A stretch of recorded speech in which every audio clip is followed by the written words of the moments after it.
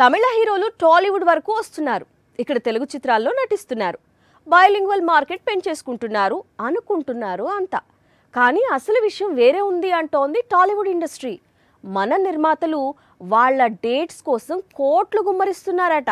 Sir, Kubera చిత్రాల వల్ల ధనుష్ కు తెలుగు రాష్ట్రాల్లో మంచి మార్కెట్ ఏర్పడింది.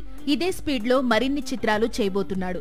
కాకపోతే రెమ్యునరేషన్ మాత్రం పీక్స్ లో అడుగుతున్నాడు. తెలుగు సినిమా చేయాలంటే మినిమం 40 నుంచి 50 కోట్లు డిమాండ్ చేస్తున్నాడట.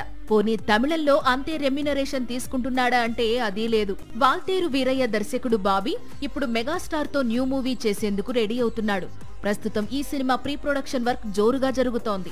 సంక్రాంతికి మనశంకర వరప్రసాద్ మూవీ రిలీజ్ కాగానే బాబీ దర్శకత్వంలో చిత్రాన్ని సెట్స్ పైకి తీసుకెళ్లేందుకు చిరు ప్లాన్ చేసి పెట్టారు. ఇప్పుడు ఈ చిత్రంలో ఒక పాత్ర కోసం బాబీ తమిళ హీరో కార్తీ డేట్స్ ను లాక్ చేశాడని టాక్ నడుస్తోంది. పైగా చిరు చిత్రంలో నటించేందుకు కార్తీ 25 కోట్లు పారితోషికం డిమాండ్ చేస్తున్నాడట.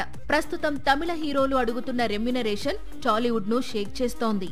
సాక్షి టీవీ ప్రసారాలను నిలిపివేయటం చట్టరీత్యా నేరం. సాక్షి టీవీ ప్రసారాల కోసం మీ స్థానిక కేబుల్ ఆపరేటర్ను వెంటనే సంప్రదించండి.